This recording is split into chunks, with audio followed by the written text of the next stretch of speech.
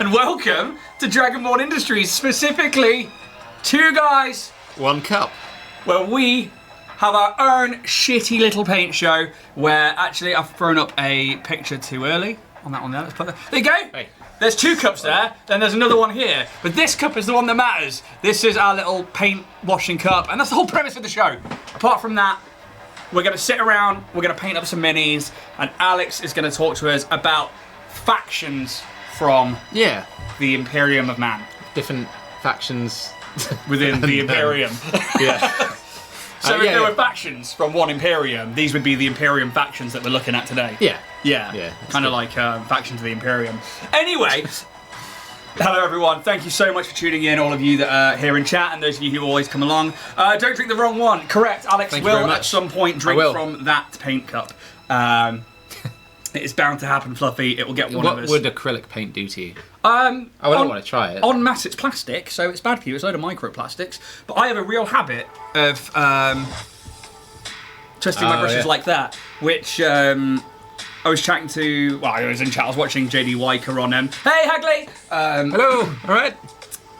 On one of his streams, and somebody asked him. He was like, "No, I know what's in paint." No.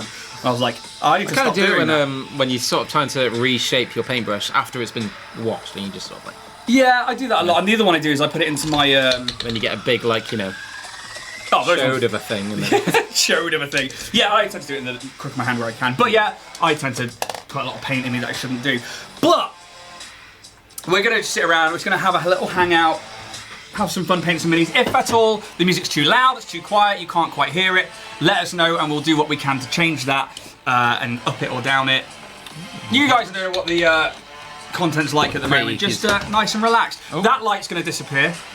Off it goes. It's not going to stand up there because I ain't got the room for it. So we're going to turn it off. If it gets too dark in here, it gets too dark. But I know. So I guess. What are you painting? Like, obviously, like for those of you who've been watching the show and following along, you'll know and well have seen what we're doing. But obviously, like for those of you who may be new to the show, Alex, what are you painting up? I'm painting up some Tyranids. Not quite a combat patrol, but it should be enough to get me going. So I'm gonna paint them up as sort of like gory, gnarly. Which camera? You're on that one up there, bud. This one. So I don't know if you can. There we go. So. It's a little bit I did there. I love that green on the carapace. I know, it's good, right? I literally, I think. Right, toot your own horn much. I know, right? It's so good. I hate doing that. Toot my own horn. So much so. I normally fail. It's almost like it's oxidised at the edge there. It's like it's got the like copper style kind of carapace. I mean, because it's kind of like I've gone with a gory brownish red. I think the blue, referencing the colour wheel, I think the blue would be a good accent. But I'm still playing around with it. I think I did this tiny bit of green there. Off camera. You did at the end of last time's session. Yeah, because we weren't here last week, so we had a week off, and we're probably going to have a week off next week because Alex is busy with friends. Not nerding it up enough. No, it's fine. But we are going to... So yeah, Alex painted Tyranids, and I've been working on... What are you painting? Alex, have been working on my Tau Combat Patrol. Nice. And then last week I started, because we looked at last week, the week before, we weren't here last week. We looked at like weapons and equipment, and I started painting up my... Hammerhead, which is the name of this particular transport, and I do like that it's got an opening back to it, but I need to carry on painting this because all I've got is like that blue on the inside, and I have actually painted the seats in there before I put it together, but I kind of want to give it a bit more justice. I want to get like these vents all done, I want to get the hatches all on there. I'm going to have them open both so that you can see inside it, and then the pilot, I still got, it's the only one I haven't like done any skin work. It's really cool. I'll show it to the camera in a second. And I need to get like the underside of it as well. Not that you ever see that, but I will know. And yeah, so I'm going to be going to carry on this particular model. I may, if we get time, start fooling around with trying to do like that burnt chrome. On the rotary cannon, because I think that'd be quite cool. And I do like the moving parts on them. But you're going to do the sort of like the glow, the barrel glow, or you're going to sort of leave it to some sort of weathering effect? I think I'll probably do just the burnt chrome, like the purples, oranges, and reds kind of thing. But I think the barrel glow, I'm not quite there on with that kind of OSL yet. So that's what I'm working on. Hey, can I just quickly sort of, just for reference? So yeah, I mean, like obviously, that's the size of a regular NID, like it's basically a basic trooper of the NID or something like that. obviously they are. This is like a huge vehicle or a big vehicle, and then that is your Nid. I was just picturing the theatre of and that is Nids versus Tau. Pilot. And the Tau are a smaller race, we found out. They're like shorter than humans and more like, come on, focus up. But I need to work on the Pilot. It's really, I've done nothing with it really, apart from its very, very base colours. But it is quite short. And I imagine that compared to, especially the Space Marine minis, which are like up here. Yeah, the Primaris Marines. Yeah, they really are quite short. But I guess we will start looking at then the Imperial, factions of the Imperium. And I'm going to bring up the first of what is hopefully many slides in this next 2 hours. I bombarded you again the other day with images. That's fine. That's what we want. Our stream prep, well, at least my stream prep is very minimal because... we're just hanging out. Yeah, we're just hanging out. If you guys learn something, you learn something. I'm just here to learn from Alex. So I just get to see cool pictures and him tell me stuff. Yeah. I'm saying a lot today as well. Don't worry. Right. Sure I'll say basically a bunch of times. Basically, I'm saying a lot today. Let's bring up the PCZ off, and here we go. So, what's this picture? So what can we see? This image is a fine illustration of the Imperial Guard, or more commonly known, or more recently known, sorry, as the Astra Militarum, which is the baseline human army from the Imperium. So it's just your base trillions upon trillions of baseline humans. It's the backbone of the Imperium. So it's nothing transhuman like the Space Marines. No sort of out of this world specialities. It's just your basic troopers. Some more elite than others. Some with a different purpose than others. But yeah, trillion upon trillions of humans. So you say trillions upon trillions of humans, and that's because obviously we've expanded into the galaxy, as we covered in the first few episodes, and we, as humans, went out there, then we obviously fell apart and stuff. But I don't know if I mentioned, but the Imperium consists of approximately 1 million planets. Okay, so if there is 7.8 billion, last time I checked, it's probably on the 8 billion now. Yeah. If somebody in chat wants to check how many people there are in the world that are registered, I think it's close to the 8 billion mark. Yeah. If you took that... Oh, nearly my tea. And then, so you say 1 billion planets, or 1 million planets? 1 million planets. A million. So yeah, you're taking 8 billion and timesing it by 1 million. But remember, like, one planet could consist of several hive cities, sorry. Each hive city could have up to 20 billion inhabitants. We haven't even covered hive cities yet. No, and we will get to that. We'll get to which is the tagline, the second tagline of the show. Yeah. But yeah, and the point I'm trying to make is that, like, these humans, this is like going down your local recruitment office and joining the army, or being a world and told, the Imperium guess what? needs you. Everybody's in the army. Yeah. And it is voluntold. It is quite literally like you have these things, the Imperial Tithe, which is kind of sort of what you give into the Imperium, whether that's recruitment, boots on the ground, weapons, weapon platforms, vehicles, that kind of thing. Every Imperial planet has an Imperial Tithe to some degree.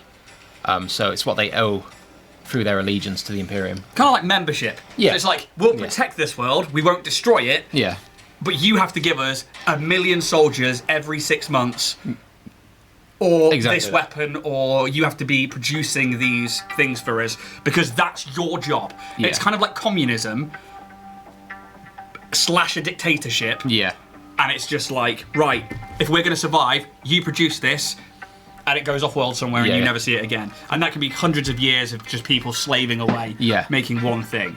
Or it could be... And these people won't even have any comprehension of the wider Imperium, or some planets at least don't know that things like the Tyrannids exist, don't know the Eldari exist. Or Space Marines, like they know of them, but they've never seen them, because they're obviously like... a lot of, only in the worst of areas. That's right, yeah. A lot of these populations are left in the dark, very ignorant to the wider galaxy. There are obviously certain exceptions, but in the grand scheme of things, most Imperial planets are just... Yeah, they don't have any knowledge of the wider proceedings in the galaxy, because... And that's intentional, isn't it? Their entire existence is to maintain this production line of weaponry, personnel, that kind of thing. For things like the Space Marines to go off and fight. Yeah, exactly that. But then at the same time, like, if you are a planet, you're like, right, you're now a military planet and you are all in the army. Yeah. But you can go and join it as well. You can be like, hey, I want to join the Astra Militarium and become a soldier. And that's also sort of like seen as a great honor and a great... Yeah. So, like, what's the process? Like, you've obviously read the Heresy books and know more about the Astra Militarum? Astra Militarium, I think. Or Imperial Guard. Imperial Guard. I'm going to go with Imperial Guard. Yeah. So, like, obviously, like, as we get to Space Marines, we'll talk about their selection process in time. That could be an entire episode on its own, where, you know, it's brutal. It's like, if you don't make it, you die. Yeah. And then, but the Imperial Guard, I imagine it's basically, surely, is it anything just like, here's a gun, here's some armor that's not going to hold? What's that old Soviet, the first man picks up the weapon. When the first man dies, the second man picks up the weapon, you know, that kind of stuff. I think because it's the nature of the 41st millennium, like, the Imperium was never intended to be in a perpetual state of war. So you had the aftermath of the Horus Heresy kind of shattered the whole Emperor's dream. So the Great Crusade that we spoke about in previous episodes was very much to sort of bring about this sort of reconquest as a means of regaining peace within the galaxy. So humanity vanquishes all these sort of malicious species, that kind of thing. But because of the Horus Heresy, the Imperium is now trapped in a perpetual state of war. So these populations, they know nothing but warfare and recruitment and things like that, with the exception of things like aggro worlds and certain things. But yeah, a lot of it is, what's the word?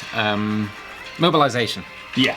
On a galaxy-wide level. So, when we look at the Astra Militarium, obviously its main weapon is sheer numbers. Yeah. Because they don't have the equipment like Space Marines have. Because, like, surely if you were going to have, like, that many people, you'd be like, right, stick them all in Space Marine armor. Yeah. But obviously, as we cover the Space Marines, we know that that can't happen. Yeah. Because only, like, the strongest willed and the strongest believers in the Emperor and the strongest people will make it to be a Space Marine. And the recruitment process alone is, like, torture. I think, like, 1 in 5 survive or something like that. Yeah, and it literally is, like, awful. Yeah. So, numbers alone is kind of where the Astra Militarium is, like the Imperial Guard. It is just like, is it supposed to be like, you know what? We're going to do what, like, we did in World War One, and we're just going to march men at you. Yeah, yeah. And we're just going to hopefully... The meat grinder. Send people into the meat grinder, and hopefully we've got enough that it at least holds you off for a little bit, I guess. Yeah. Do we have any, like, examples of, like, where this happens? The planet Cadia, which I don't think I actually gave an image, but what you see there is, what are they called? Cadian shock troopers, I think. Nice. They're just sort of your standard blueprint to training, things like that. So Are these like your basic infantry then? yeah, so Cadia is a planet that has, spoiler alert, been destroyed in recent narrative events. Because I only know that from Cadia stands! But these were like the sort of really well-trained, well-drilled personnel, an entire culture dedicated to discipline and training and, you know, like stern military might on like a baseline level. So this is like a whole planet, a military planet of people who want to serve. You would classify this planet as a fortress world because the entire planet is a fortress dedicated to the recruitment and training of these Cadian... So it's a basic training camp. Yeah. It's not like a fortress world that's protecting something. Oh yeah, it is in half and half. So it is a fortress world in terms of recruitment, but it was also a fortress world because it stood in the center of something called the Cadian Gate, which is I guess the gateway to the Eye of Terror. You know, that tear in reality. Oh, okay, yeah. Yeah. I think every Cadian citizen has purple eyes or purple irises because they're so close to the warp. Because of their proximity to the warp, yeah. It's sort of affected their anatomy and things like that. There you go, I'm using the cup. Nice. Yeah, nice. That's really cool. I didn't know that. Yeah. So that's one Imperial planet. Obviously, Cadian training has a legacy on its own. There you go, some more Cadian shock troops. They're really cool. So I really love the Imperial Guard. And I don't know if it's because I'm an ex-grunt or if it's because, I don't know, they're so basic human that they are, and I don't know them in terms of the game, but I do know that they're like, hey, guess what? We've got shit to do, and you're all gonna die, but you have no choice, you're doing it. Yeah. And game over, man, game over. Yeah, and I definitely think it takes me back to like that Aliens look, especially with those helmets and those kind of like those like, it's almost like football armor like that they wear in Alien, and it's just like when you see like Hudson and Hicks like putting it all on and strapping their boots up. Yeah. And I love Private Hudson and Corporal Hicks. Corporal Hicks was like my favourite character for so many years. Such a great character. But they definitely have that kind of like World War II meets Alien vibe to them, and I fucking love that so and much. Just like, I mean, they're going to war in these, like, the most basic equipment, flak armor, you know, just like shirts, helmet, that kind of thing. They're doing it for the Emperor, damn it! Yeah. I love this guy with the cyborg eye. Just down the bottom right. Chainsaw there as well, and it's very cool. Like it's got all his like prayer on it and stuff. Yeah. What else have you got in the background there? You got some of the artillery. So you've got that looks like a Basilisk artillery platform. Is that this thing up here? Top right. That's the one with the barrel just here. Oh, so this thing here, the tank. Yeah.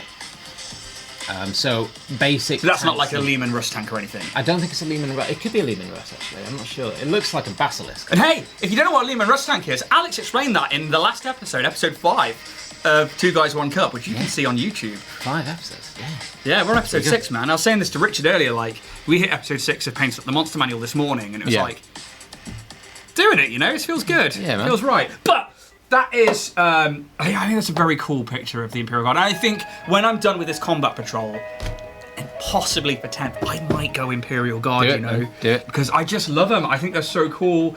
And not only that, you can take all their body parts and make terrain. Yeah. Them just dead everywhere. And again, the beauty of 40k, you can have your own interpretation of what you want your army to look like. So you could paint them up as... That is so perfect. Yeah.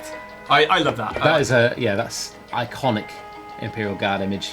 Yeah, and they don't really have bolt guns or anything. I mean, that guy looks like he's got a bit of a bolter there. I think the most common weapon is the las rifle, which it looks like this thing. Yeah, I mean, what's coming out of it looks like a machine gun, but it's more sort of like a focused light, like a beam of energy. Yeah, as your most common guard weapon, and then you have things like you do have bolt pistols that have been sort of like diluted down to baseline human shape, things like that. But I mean, they're nowhere near as potent. Yeah, or as powerful, I guess, is what we're trying to say there, which is, absolutely incredible. Yeah. So I really like that. Yeah. If you go back to the last image, you've got a Lehman Russ tank just in the background. Oh, there. yeah, look at that. Yeah. And it's got that, again, that metal slug vibe to it. Like, and I loved that game. Yeah. And I think that is, I don't know, there's something about, like, the comms tech guy right here with his, like, I don't know, like, scaly backs and stuff like that. And climbing over these corpses of your sort of fellow soldier because forward is the only option. Yeah. And it's like, well, because if you don't get killed by the enemy and you decide not to, this guy here is going to put a bullet in your head. Oh yeah, the commissar. So who are these guys? So this is your Imperial officer, I guess, is the best way to describe it. Also, look at that! Yeah, the Sentinels. They look like the, is it the ATRT? It does look like the ATST. ATST, sorry. Mixed with a bit of ATRT. We'll get to that in a minute, because I can talk Star Wars all day. But let's talk about the Commissar, who looks... Well, I'm not gonna sugarcoat it. He looks like a fucking Nazi. Yeah, or like, you know, that big Soviet hat that's just excessively tall. It is a little bit like... cowards will be shot, that kind of thing. That's their job. So their job is morale, and deserters will be shot. You'll be fucking happy about it! Yeah. So, what kind of, like, obviously there are, like, noticeable commissars. Yeah, I think one of the most notable is Commissar Yarrick. Is that the Cadia one? I think he's Armageddon. So, he is famous because he killed an orc who chopped off his arm. He then retrofitted his arm with the orc bionic. And ever since, we talked about the orcs and their belief systems, for a very long time, this Commissar Yarrick was unkillable to the orcs. So because he made it then believe that, like, you can't kill me. Yeah. So the orcs then, their force of will meant that he could not die. Yeah, he became myth amongst this orc culture. Whether or not an orc culture exists in some form, he was a mythological being to the orcs because they believed he couldn't be killed.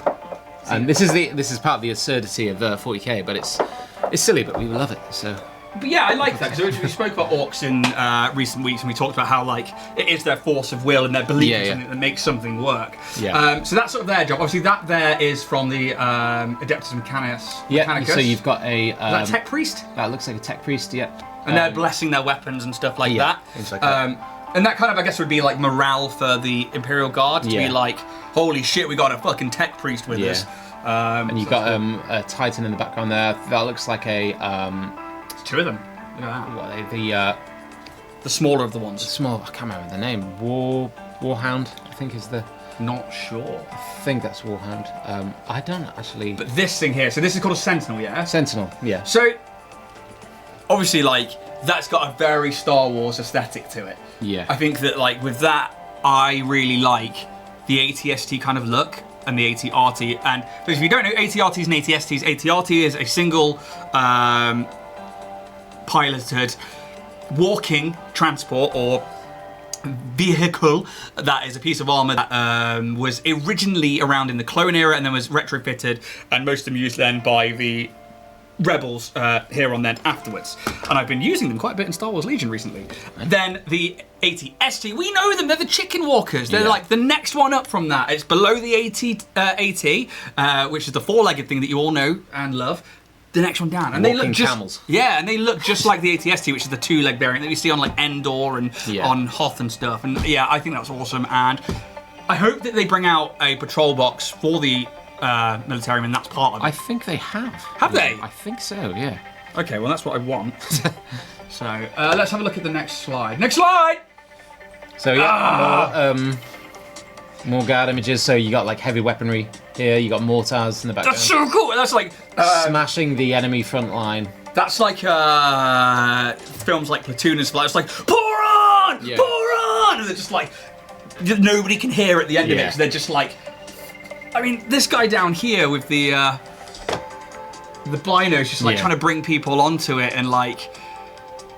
I think there you've got some sort of heavy turret. It looks like, yes, it could well be your standard Space Marine weapon. Stop painting. Oh, sorry, my paints are actually drying up. No, carry on, though. It's I mean, that heavy machine gun to the right looks like a standard Space Marine weapon from here. I could be wrong, but it looks like some sort of bolter variant that a Space Marine would carry. Yeah, and this is being used as heavy machinery for these guys. And that's just because Space Marines are bigger as well, aren't they? They're like normal humans are like you and I, and everybody out there. Your Imperial Guard are like regular-sized people, but Space Marines, Alex mentions transhuman. This is because when they go through the selection process, they get like operated on, they get like given extra organs, they get made bigger and more muscular, and we'll get to that in a whole other thing. So like they would pick up one of those and it would just be like a normal weapon to them. Like, is that like a single-handed weapon or is that like one of the bolter rifles? That looks like a rifle. That's a two-hander. Yeah. But these guys have to like two-man team it, which is absolutely nuts. I mean, if a baseline human decided to pick up one of those, if they could pick it up and then fire it, it'd probably shatter every bone in your body. Just the recoil alone would be enough to knock you out. That's how I want to go. And I will go to the next slide, because I think that's just a testament to the difference between the two different factions. Yeah. So Catachan warriors. Yeah. Like this, I know this. Yeah. This is the Predator ones. Yeah. This is the ones that when I was like 13, it was like Tyranids. Or these guys. Predator meets Rambo meets Magic the Gathering now, because they have brought out a 40k line. Yeah, isn't that awesome? I know they did the Lord of the Rings one recently, because I've seen people unboxing. I think Bad Batch did it actually recently. What's it called? Something Universes. Yeah, I can't remember what the brand is called. It's Magic the Gathering, but they're introducing other universes to Magic the Gathering. They've now hit 40k. But this is a image of I call them Catachan jungle fighters. I call them Catachan fighters. Catachan. So if somebody knows the actual pronunciation, do let us know. But until then, we'll do whatever the fuck we want. So this planet, Catachan, is classified as a death world, and this particular planet is just covered in carnivorous flora, and in some aspects fauna as well, so birds and beasts, plants, anything like that. Everything about this planet wants to kill you. And this Imperial Guard regiment, the Catachan jungle fighters, they have adapted to this planet.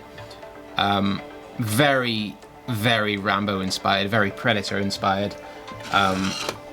And very well they've adapted, apparently. Yeah, to the point where they're like one of the most notorious models that you can buy for 40k. As far as back as I remember, when I was like first getting into it a long time ago, that obviously then I had a massive dip, but they're still around. Yeah. So it's like nuts that like. And I think it just plays into that sort of like the history of the 40k universe, sort of like 80s when it first came out, and that was very much at the time of Predator, things like that, and Alien and all that stuff. Yeah, I definitely remember like that look being, and that's probably the next slide of them as well. Yeah, like that there is quite literally, that's Arnold Schwarzenegger, that's Billy, there's Billy with the knife on his back. Here's like Bane coming through. There's like, I know it, yeah. Apollo Creed actor, whose name I've forgotten. Dylan. Yeah. He's like, the son of a bitch. It's Dylan. It's like the biggest, it's, that's so Predator. Very, very inspired by that, I would think. But yeah, these guys, this regiment, they are adapted to this... I want those too. Adapted to this planetary environment where they are tough. They are, like, if you're not cut out to survive on Catachan, you are gone. You are snapped up by a carnivorous plant in a matter of hours, if not minutes. Hey guys, I don't know if I'm supposed to be here. Yeah, they are some. It's a fly hour. They are some tough motherfuckers, and I think there's actually been one or two accounts of Tyrannid invasions on this planet. Maybe a small invasion, and the planet fought back. Yeah, but not only that, like Imperial reinforcements arrived at the planet. Hey, we're here to help you with your tyranny problem. Oh, we sorted those last week.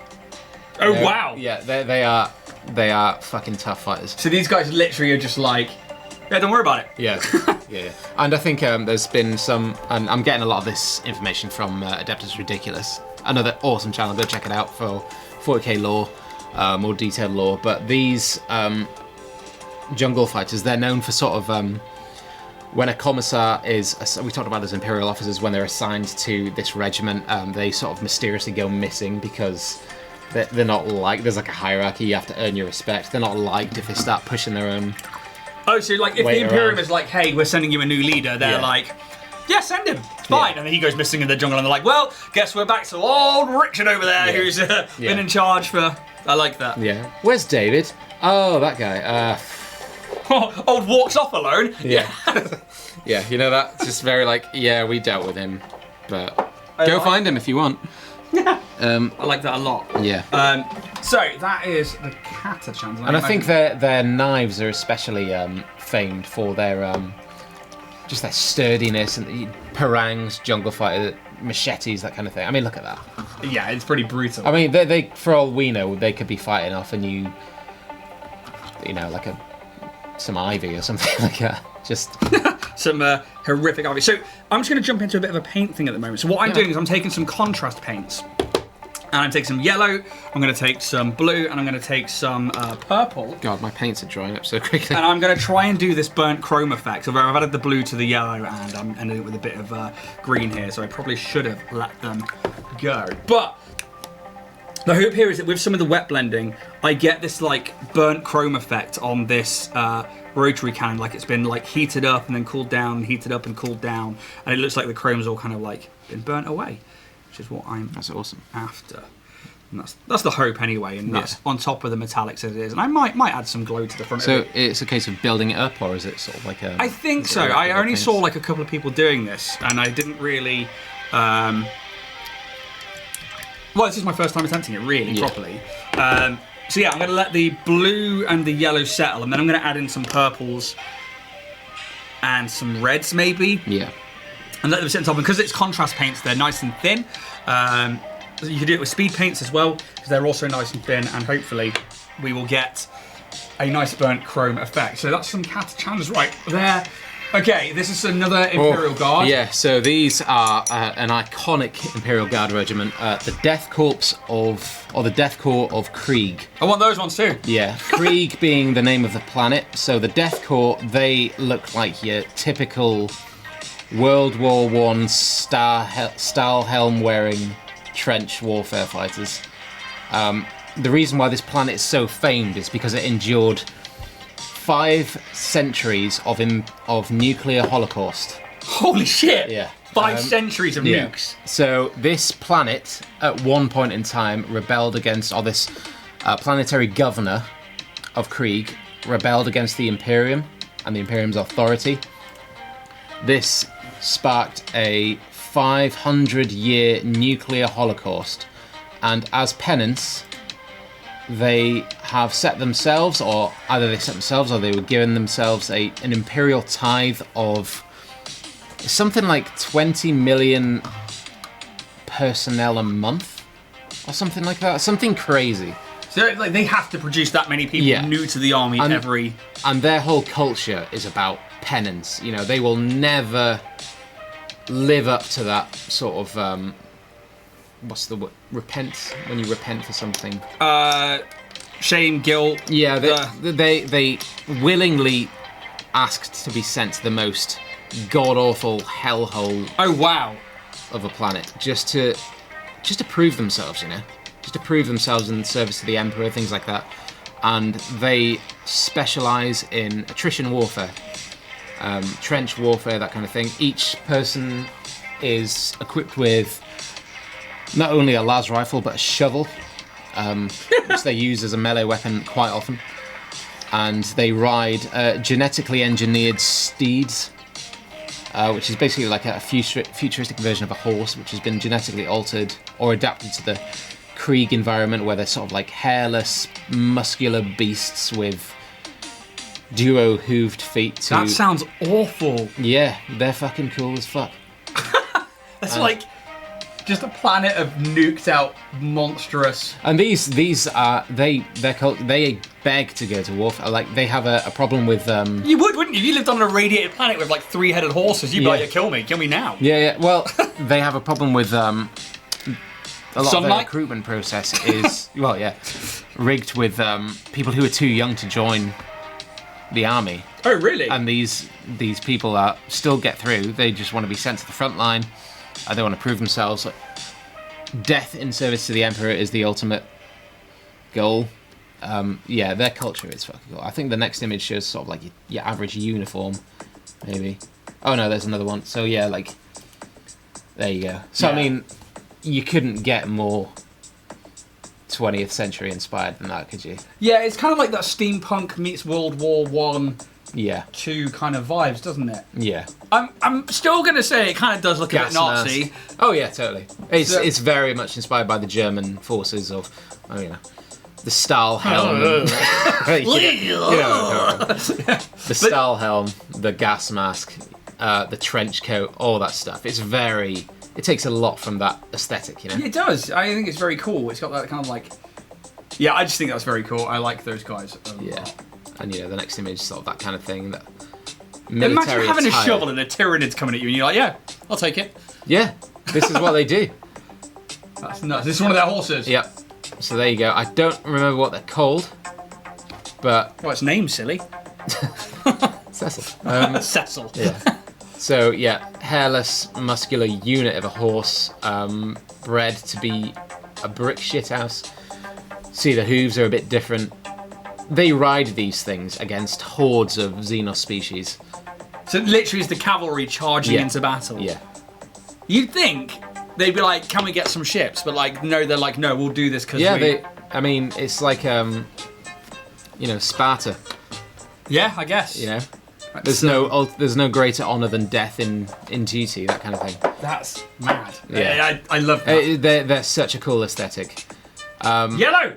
Dan Track, if you're watching, yellow! So this isn't the Death Corps of Krieg, this is another legion called the Steel Legion, which are situated on the planet Armageddon. I think we talked about... On the planet Armageddon? Yeah. So Armageddon, I didn't actually know this until recently, but Armageddon is the planet that was originally called Ullanor. We talked about the Ullanor campaign earlier in the series. This orc-infested, system-wide orc infestation. I think it was at the triumph of this Ullanor campaign is when Horus was made the War Master. Oh. 10,000 years later, this planet is now known as Armageddon, and the Imperium and the orcs are in constant warfare. This is the Steel Legion, so they're an elite regiment that are situated on this planet. Very much a manufacturing cities, manufacturing dedicated to like pumping out these weapons, things like that. It is a toxic wasteland of a planet by now. So, if it's in contest and it's a toxic wasteland of a planet, Yeah. why in the narrative haven't the Imperiums gone, you know what, we've lost it to the orcs, let's just... I think it's not only like the sort of resources, but like the strategical... placement of the... yeah, services. where it lies, it's probably stands within a nexus point of varying Xenos warring factions, things like that. So they can't. It's like a stronghold, a foothold. They can't lose this particular. Yeah, and this planet is responsible for pumping out weaponry. Oh, okay. Oceans of toxic sludge. So yeah, they can't afford to lose it because it's in terms of production value, it's just too good. It's too good. It's too good. Yeah, too good to lose. So the Steel Legion, and yeah, they got like sort of dust coats. That's another image, not quite Dantrek yellow in that one, but there we go. There's a guard holding up the head of an orc. Love it. Yeah, it's great, isn't it? So cool. So these guys. These guys. Ah! Who are they? I can't quite remember how to pronounce it. The Voistrian Firstborn. Voisterian Firstborn. I can't quite remember, but their imperial tithe is every family on this planet has to send their firstborn child to the Imperial Guard Regiment. Hagley, Armageddon days are here again. Yeah, apparently so. Yep. So why do they have to send each of their firstborn?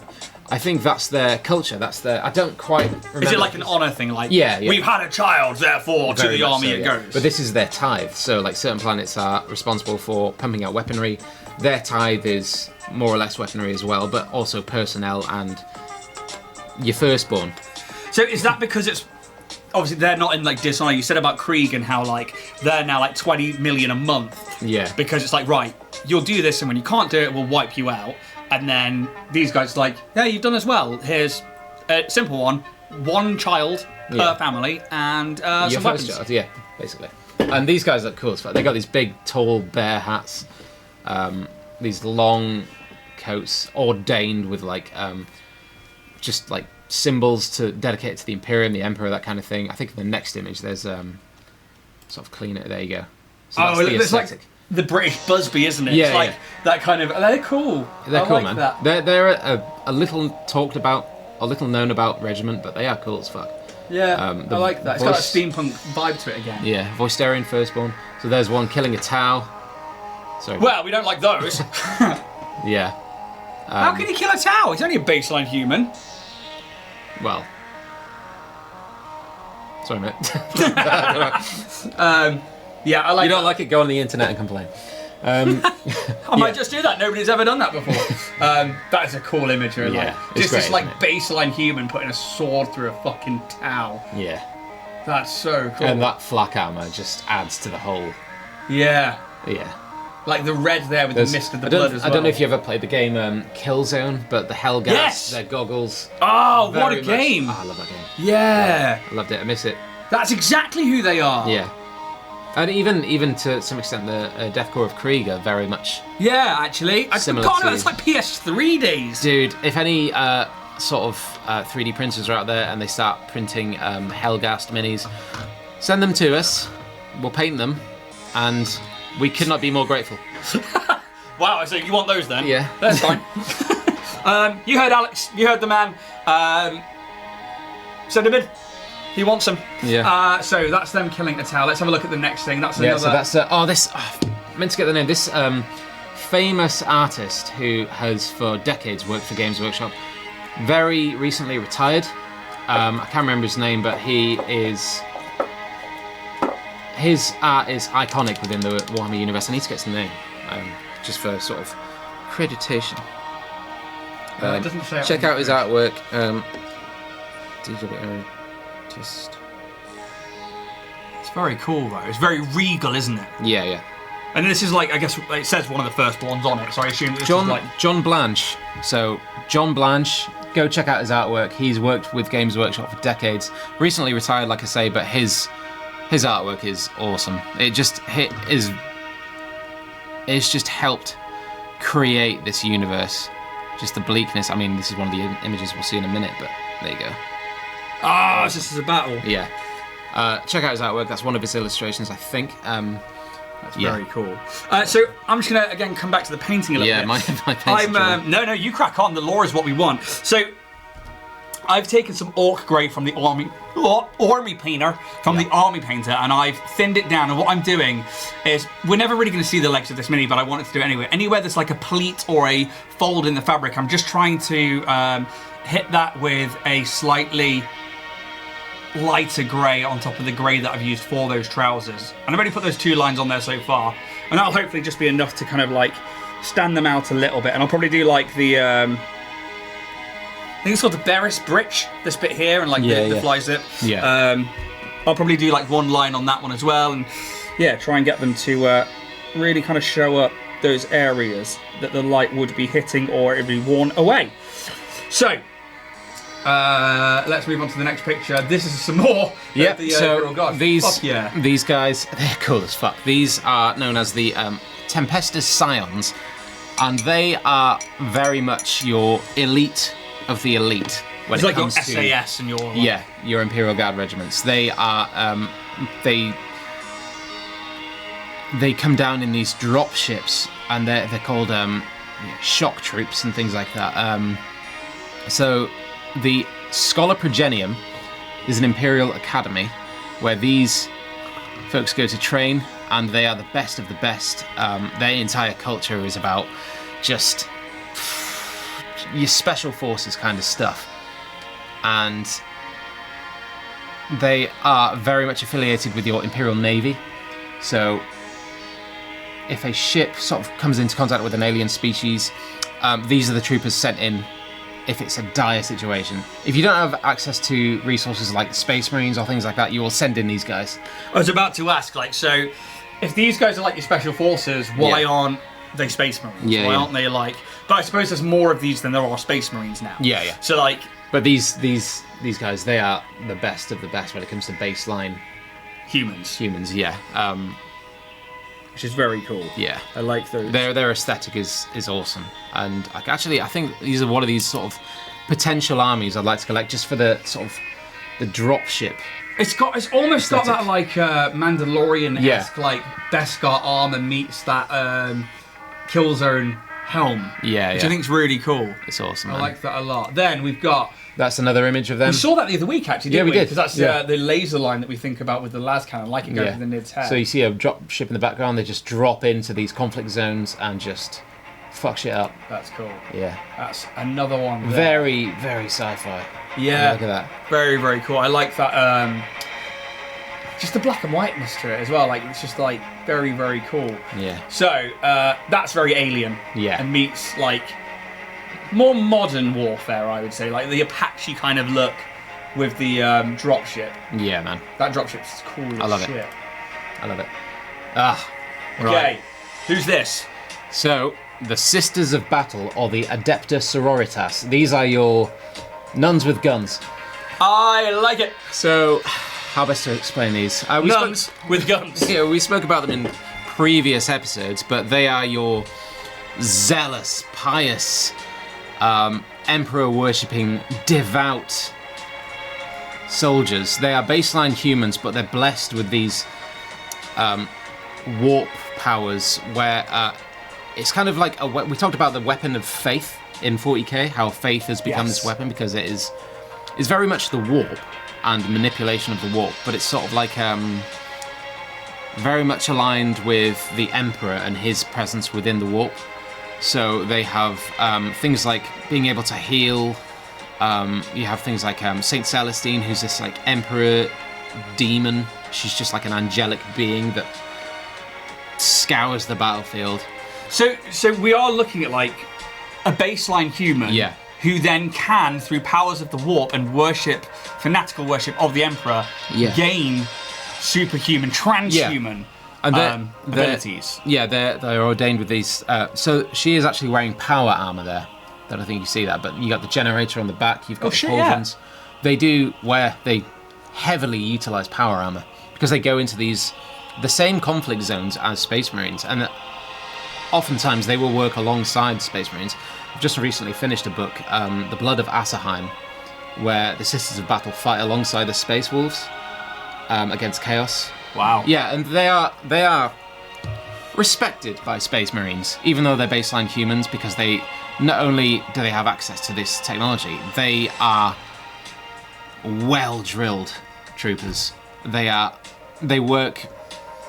very much affiliated with the Inquisition, which we'll talk about later on in the episode, but they are part of your like sort of heretic hunting, witch hunters, seeking out chaos, seeking out heretics, corruption, that kind of thing.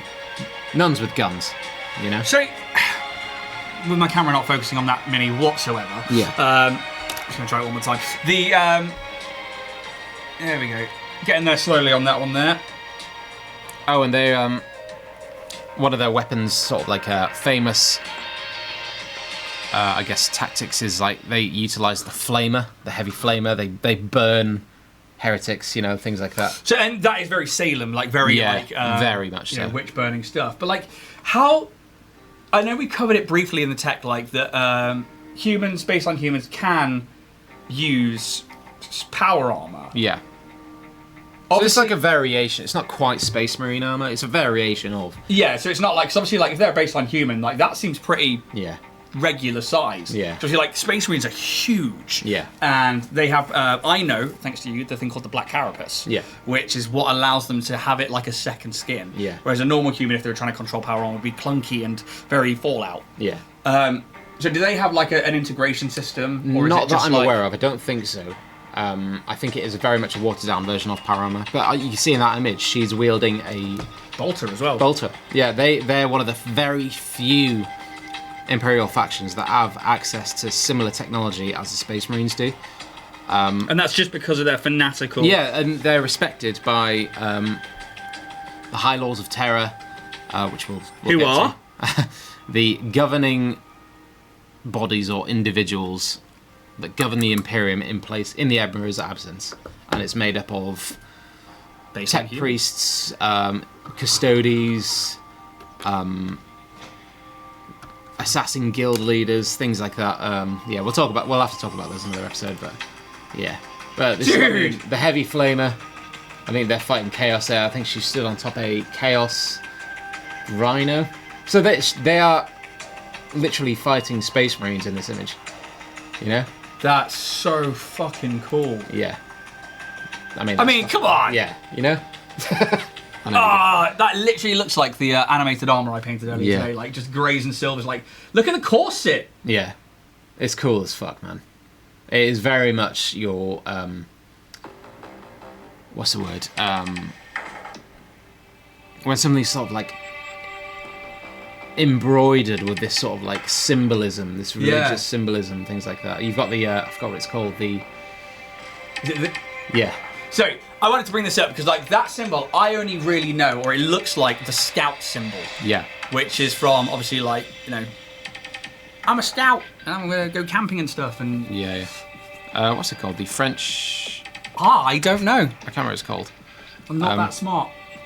But like the tabard, like the ecclesiarchal, like attire, those pauldrons that like flare up, they are really cool, man. And the robes, it's cool as fuck. That is another iconic image by John Blanche, the guy who we just spoke about.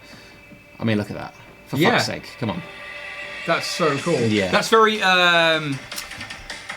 that would be an incredible cosplay. Fluffy, actually, do it. If you check out No Name Cosplay, who I think you follow, she's done one. And it's really cool. And... Yeah, man.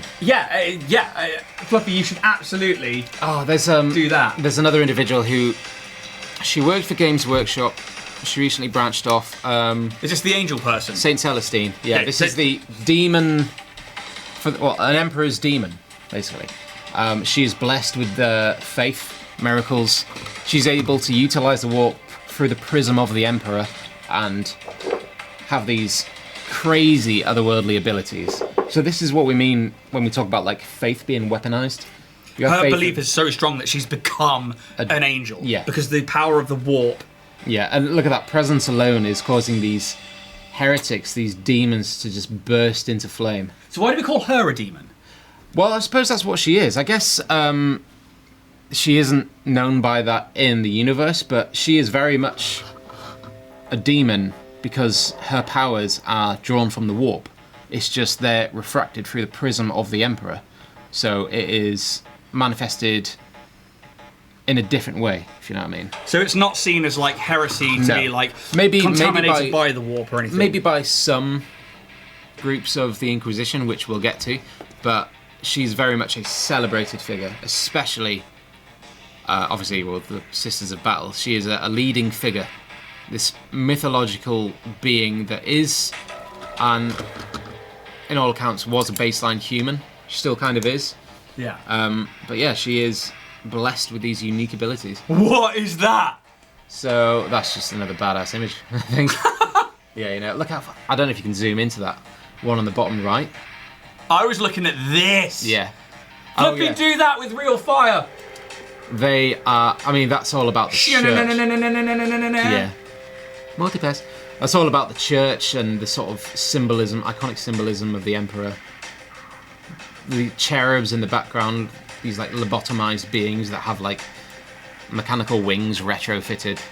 Okay. So, whose in all accounts, their only purpose is to carry incense. That's the kind of stuff we're talking about here. Like that level of belief where like they are literally like taking these lobotomized humans that have been forced to fly. Yeah. Are these like servitors like that are like? Yeah. So Is cherubs. this an honor or is this a bad thing? It could be an honor, it could be a bad thing, but you have things called cherubs, which are vat-grown babies, solely dedicated to lobotomy, and then they get retrofitted with angels' wings, and they carry around incense. Vat-grown babies. Yeah. That are specifically sent for lobotomy, and then are retrofitted with wings. Yeah. And they are. Because religion says so. Yeah. Yeah. And they carry incense. Into battle, and that's their whole thing. Pretty much. Wow, that's grim. Yeah. Yeah. That is really. That's what grim. I mean with the sort of pious symbolism of the Adepta Sororitas. But like, just look at that. They are devout followers That's of so the Emperor. cool. Yeah. I want them. So this is the. We're going to get into the Inquisition. Okay, so we've spoken about the Inquisition. Well, I say we. You've spoken about the Inquisition, and I've just talked over you for a few times. And we've mentioned there were like 4 chapters to it, or 4 branches of the Inquisition. I think it's 3. It's the Ordo Xenos, aliens. They go hunting for aliens. Yeah. Or alien intrusion. Yeah, everything. Yeah, anything that's not human. Yeah. Ordo Malleus, which is chaos. Okay, anything that's basically tainted by the warp. Yep, I think that's right. And Ordo Hereticus, which goes after like rebelling factions, things like that. People who would rise up against the Imperium, Nice. kind of thing. And Yeah. so these are. How is it best to describe what the I guess Inquisition is? Because like when I think of the Inquisition, I think of the Spanish Inquisition. very much so. Because that's Very much so, yeah. So what's the Spanish Inquisition? And then what's the Inquisition? Well, from what I remember, the Spanish Inquisition is a sort of secretive organization that would go after heretics, things like that in the Catholic Church, any non-believers, any sinners, that kind of thing. That's my understanding of it. Yo, More than I Dan had. Track in the house. Hey, Dan Trek, How's how it you going? doing? We are talking about Imperial Factions. We've managed to get through in the first sort of hour the Imperial Guard, which you missed out on some yellow. You've missed out on the Adepta Sororitas, the Sisters of Battle, who are just badass bitches with like Yeah. nuns with guns, which is really cool. You've missed out. Oh no, and we're just hitting the Inquisition. Yeah. So yeah, any questions and stuff, feel free to like jump out, ask away. Alex is painting up his Nids. I'm carrying on with the Hammerhead, and yeah, we're just trying to kind of like chat. No worries, you just need to start over. Okay. Welcome to the... Welcome back to DragonBorn Industries, where we specifically are talking about 2 guys 1 kill. Nice. The Inquisitioners. So where do we begin when we look at the faction? So, I guess I'm not really too keen on that. What do you think? I think the head might be a bit too much. I think you should do the end of the gun the same if you're going to do that, so it ties in from like tip to tail. That's what I would do, but it's your mini, man. It's your mini. Maybe I need to water it. Are you accenting that green with anything? Like white, or are you going to go over it with a Tesseract glow, or are you going to... Probably going to leave it like that, but then like do something like gloss finishes, that kind of thing, underneath the carapace. Nice. My lines aren't quite to standard there, but I'm just experimenting. Not only that, is we're trying to chat and we're trying to like do things at an odd angle on camera, and that happens, man. It's literally like part of like trying to stream painting. So I don't think anyone's going to turn up to a table and be like, "Oh God, no!" But spoiler third. So yeah, so the Inquisition. So that was my very brief understanding of the Spanish Inquisition. These are very much this secretive organization that go after alien species, heretics, chaos worshippers, that kind of thing. And they come in various branches. So like we talked about, the Sisters of Battle are very much affiliated with the Inquisition. Why? They go after chaos mainly. Because they're witch hunters, so that would be the Ordo Malleus. Oh, so they quite literally are like part of like... Are they part of the Inquisition? Not wholly, but they do work... Not holy! Yeah. Sorry, that's my train of thought.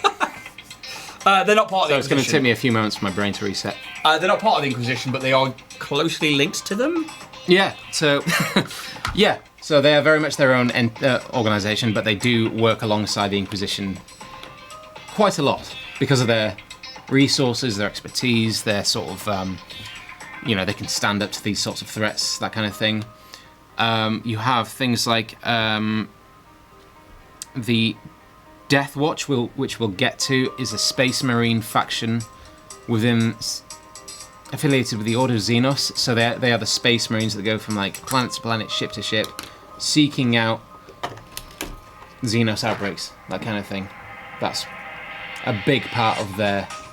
So is this like, in terms of the game mechanics then, do you like get an Inquisition army, or are they like individual characters? You can get I'm not too sure. I think you can get an Inquisition army which would come in the form of Grey Knights, Inquisitorial army. Ah, the Grey Knights, remember you said? Yeah, Grey Knights, Sisters of Battle. At one point in time you could... I think you can actually... They are a playable faction on the tabletop. They are the Inquisition. So you'll have things like... Inquisitors and their sort of like clientele, their troopers, that kind of thing. Okay. I'm not quite sure, a bit hazy on that, but yeah, I didn't know because it's not one of the things that like I've thought about actually. Was like what that means in terms of like the tabletop. I figured like it'd be like one or two maybe like named characters that you add in as like operatives or as commanders and stuff. Just going to quickly, I'm trying to get some details on these doors. Well, we're doing a lot of talking.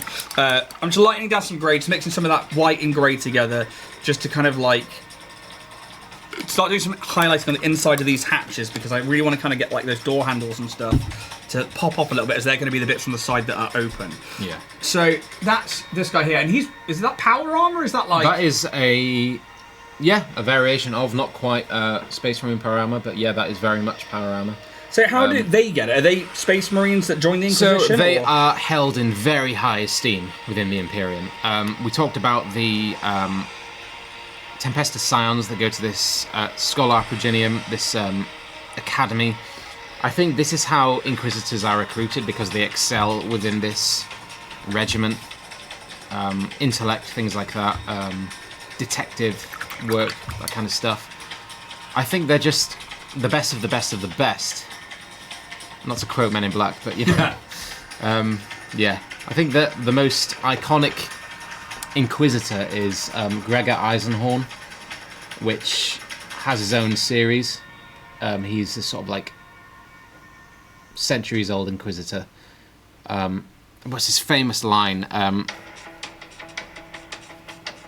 Was it? My patience is limited, unlike my authority. So these are the people... Oh, you said that last time. Yeah, these are the people that can initiate virus bombing. So, okay, so this is important. The Inquisition have that power to basically, like, one person turns up somewhere and says, no, kill the planet, do the whole thing. These are the people who have that power at their disposal. So I suppose these are, like, the law and order of the Imperium, then? Yeah. But again, they're like a sort of secretive entity or secretive organization. They're not really known in the wider galaxy, but I think that's the sort of the thing, like the discretion of their existence supports what they do. So you wouldn't suspect, nobody suspects the Spanish Inquisition, that kind of thing. You know, they're there as undercover agents to very much so, try and out any kind of like heresy or anything. Yeah. So and they have access to all the pools of resources, the Death Watch, Sisters of Battle, Grey Knights, that kind of thing. Fucking crazy resources at their disposal. At their proposal.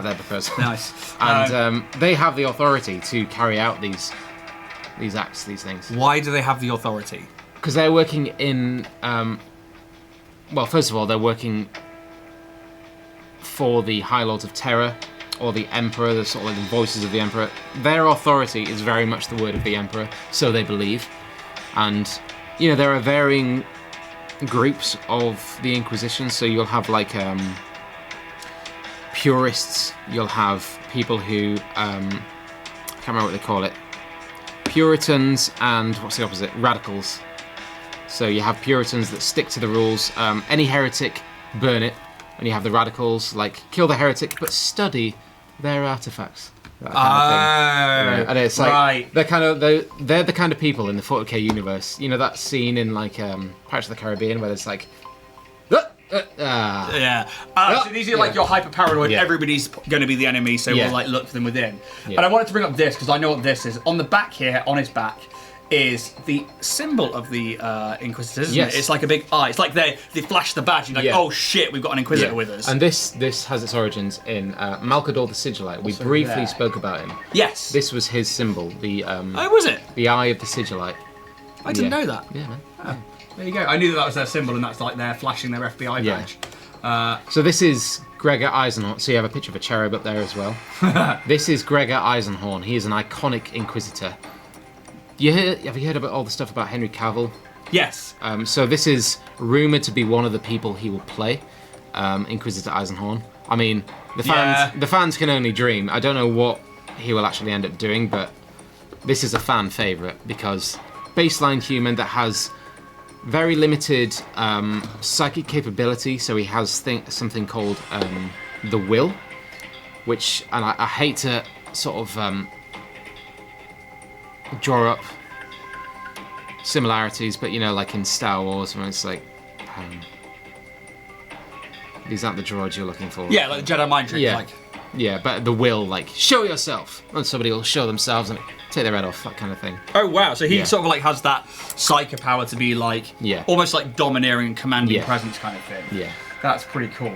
But yeah, he has, and that's the same guy. Probably a few, and he. I mean, look at all this ecclesiarchal stuff, like tomes of like religious, symbol of the Imperium, decked out like in the crosses and like the staff at the back there. Yeah. What does he do though? What's his like main? So he I guess he starts as like a Puritan. I don't want to give any spoilers away, but he sort of like starts as a Puritan, and he infiltrates, detects, investigates any sort of like, he kind of flips between like Xenos, Malleus, Hereticus, that kind of thing. And say there's an uprising somewhere in the Imperium. Say a population decides they don't want to pay the Imperial tithe. And they say that they're struggling, and then he goes to investigate, and it turns out they're sort of like rebelling factions that have access to maybe alien technology that would use against the Imperium. It's his job to go and investigate. Eliminate the threat, utilizing all these resources at his disposal. Wow. That kind of thing. So he's like a boots on the ground investigator kind of thing. Yeah, detective, that kind of thing. That's him. A few years later. Yeah, looking a bit older, isn't he? Yeah, I think at this point he's a few centuries old. Centuries? Yeah. So how is that like through like the warp and through psychic connection? No, so this is like a little known science, sort of like anti-aging things. Is that not heresy?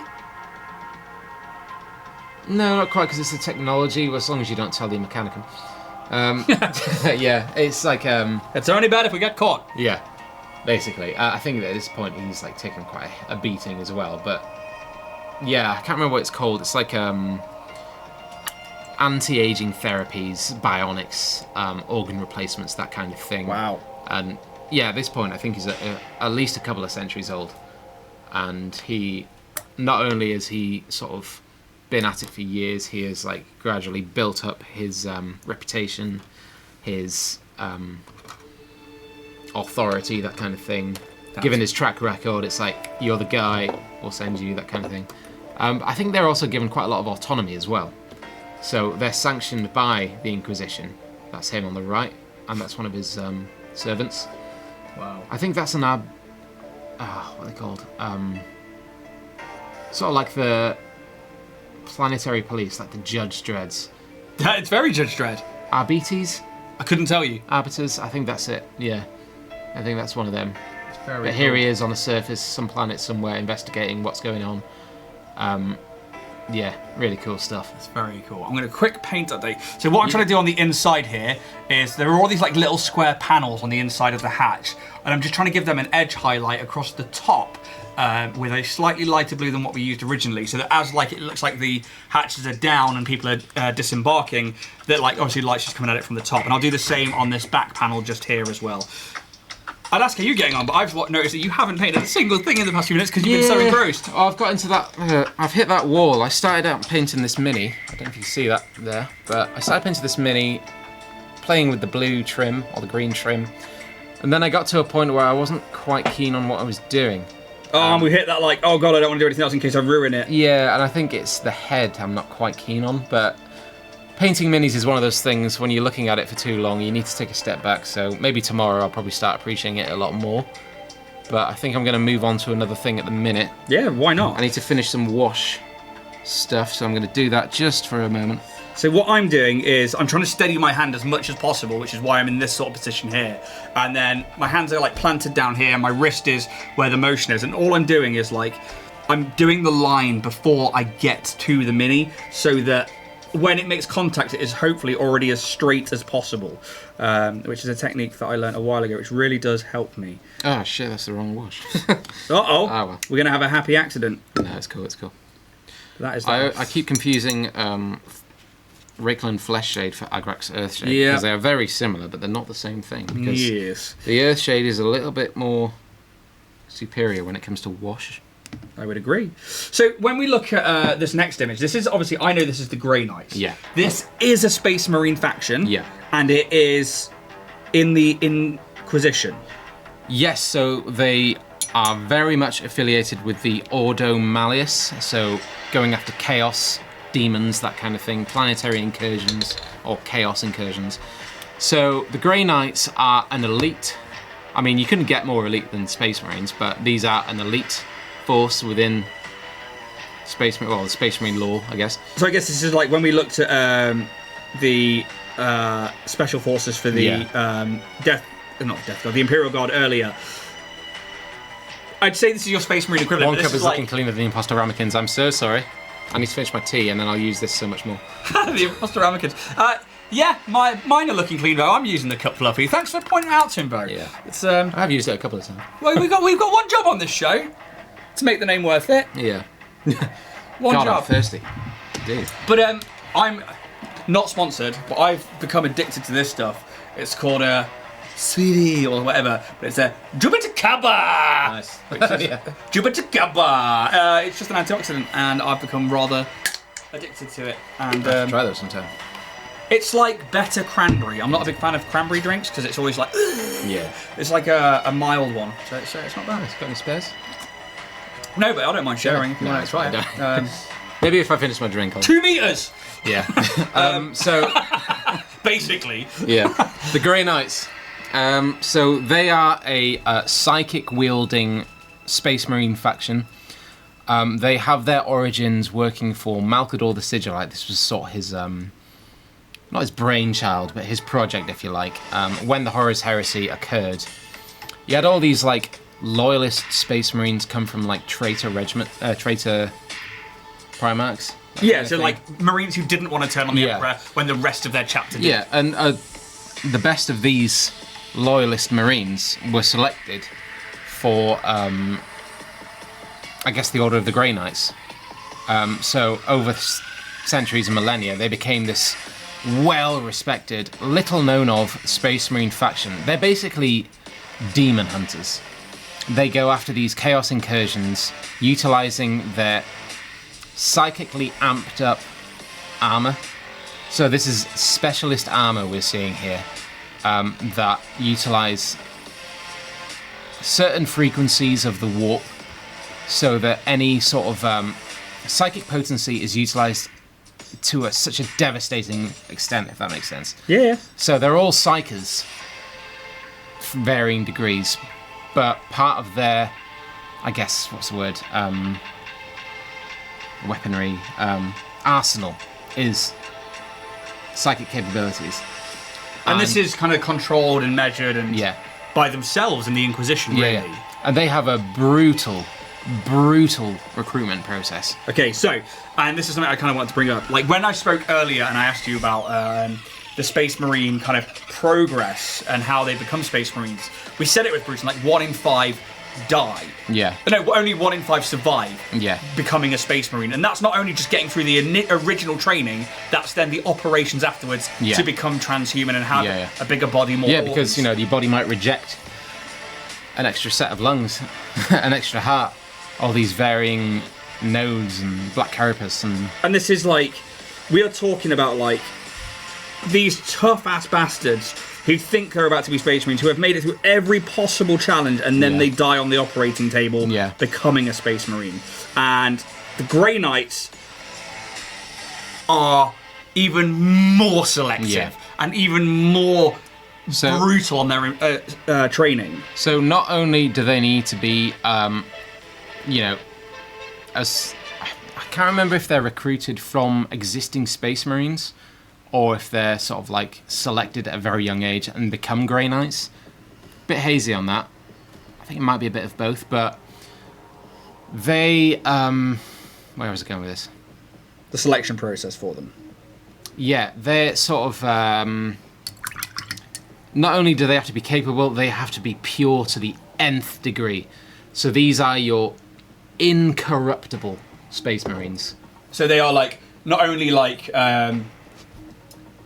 zealous and like all about the Emperor, Yeah. they also like not a single trace of like temptation, chaos. Yeah. They are like your, who are those people that would whip themselves? Oh, like self-flagellants. Yeah. Yeah. Are they kind of like that, but like without the self-flagellants? Yeah, basically, yeah. And they don't even need to, remind themselves to be loyal. I think they are recruited and selected on this basis, and their minds are probed, and there's like a mandatory memory wipe. Yes, and this is the next thing, because I remember like hearing about this, is like once they've made it through the selection process, Yeah. and once they've gone through all of that and they've created this real brotherhood with each other through that process, they are then lobotomized, basically. Yeah. They have their memory completely wiped, Yeah. and they wake up a they're- brand new member of the Grey Knights. Yeah, and there's another thing. They're giving dominatrix. That's a Tyranids. We'll get to that one day. So yeah, they're fuck. I got. They are lobotomized, and they forget everything that they were. Oh, so they're given this new name, this new identity, where every name is. I can't remember the term or what it's called, but it's like an exact opposite of the name of a demon, because in the 40k universe, names have power. So like demonic names have power within themselves. So these Grey Knights are giving a new name, which is the exact opposite to the name of said demon, and this causes harm to this demon. Oh, really? Yeah. So their names have power, and I think their fortress is situated on Titan, which at one point by Malkador the Sigilite was cast into the warp. Now you say Titan, and that's not a planet. We are talking about the moon of Jupiter or Saturn. Yeah. Yeah, so this is within the Earth, the Terra solar system. Yeah. That's how close to home they are. So I'm not quite sure where to find. I've heard about this story, but I don't know where to find it. But Titan, at one point, after the formation of the Grey Knights, was sent into the warp. This whole planet was sent into the warp by Malkador. It's not planet, it's moon. Moon. That's no moon. That's By my Malkador, though, to hide it. Yeah. Or to like. To face against the forces of chaos on their own plane. Oh wow! So it's like, well, we need to fight these guys, but actually, Yeah. let's take your own home and we'll put it in there so that you've got a base to Let's work take from. your entire moon base and we'll cast it into another reality so that you can face off against these extra dimensional chaos entities. Fuck. Yeah, man. They are incorruptible. Wow. This is why you would send these guys into the warp. They are incorruptible motherfuckers. That's awesome. Yeah. And they can just wield that And do you know psychic what? power. I dare I say, I do have a Grey Knight combat patrol. Look at that. It's like the jousting like shield of Yeah. a horse. It's cool as fuck, innit? And They're they're a Grey Knight combat patrol. Yeah, man. Not quite, kind of like the Tyranids, like not quite combat patrol, but with the addition of a few minis, it will very much be. So is that an army. Terminator armor down Yes, so they utilise Terminator armor. This is one of the. They've got that very like medieval knight look Yeah. to their power armor. That's Yeah, really cool. very much so. But this is sort of like, I mean, that's fucking cool as fuck, man. Look at that shit. Ah, dude. Yeah, that's just Yeah. awesome. They're one of my favourite Space Marine factions. Getting into factions, this is an image of the Ultramarines. So this is your bread and butter Space Marine. This Yeah. is like, is that not Buzz Lightyear? Dan? Go back. Where is it? Where is it? Where is it? Where is it? No, no, no! Too far! Too far! Too far! Yeah. There. Or is The it? other one, the other one. No, the before that one. There you go. Is that it? Could be. That's Dan track. Go back one image. Up, up, up. I think yeah. it's that one. Hey, Cool. Pedigree, how you doing? Welcome going? to the show. Fish, we are- fish, bridge, baby, baby, cheese, cheese. Illuminati, caterpillar, raccoon. Cool. Welcome aboard, Octopussy. Is that a Viking longship? What is that? It looks like a tentacle to me. Oh, it's a tentacle. So we're talking about factions of the Imperial Imperium of Man, basically, while we just sit here and paint up some minis. We've just been covering the Grey Knights, who are a faction of Space Marines belonging to the Inquisition, who go out and hunt chaos, which is demons. But now we're getting to Ultramarines, and everybody who's seen Warhammer will have seen Space Marines as Ultramarines. They are your Poster boy blue, Space Marine, yeah. Yeah, they are literally like the ones that got the big Omega sign on them. They've got the big yellow and blue, or gold and blue look to them, and we know them. You may love them, you may hate them, Yeah. but they are your original. I would call them the OG. Yeah. The original kind of like Yeah. Space Marine. awesome. And go. Well, you said it, man. What else to say? So this is, I guess they're. This is your plain vanilla. Yeah. I guess they're preparing to go on to. Some Hey, sort of Richard, how you crusade. doing, bud? Hey, Good man. to see you in How's there. it going? You've missed out on the coolest factions, which is like the Inquisition, the Sisters of Battle, and the Astra Militarium.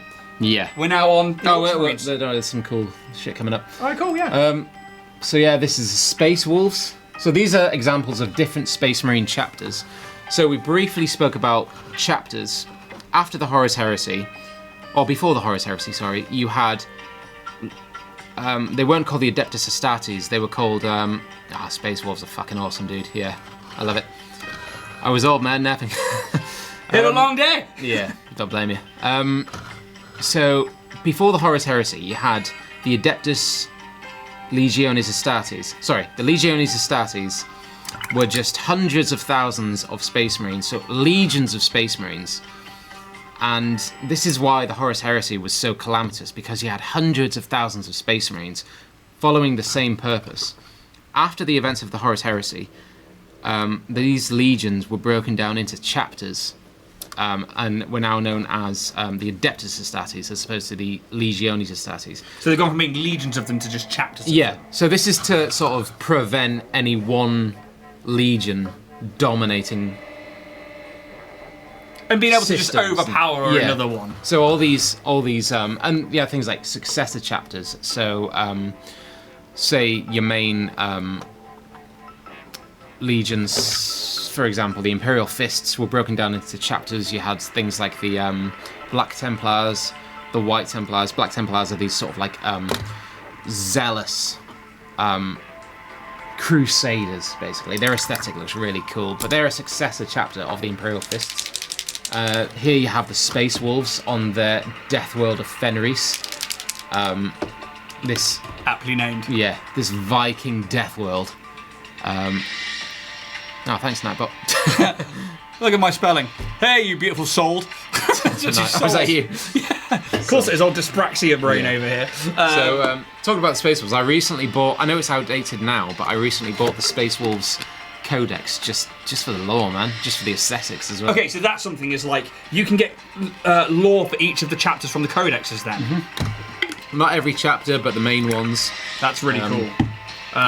So I'm just going to quickly shout out to what I'm doing here. Yeah, man. So I'm taking the rotary cannon. What I'm trying to do is I've applied some yellow as a contrast paint to the very end, to the base of where I want that heat to be.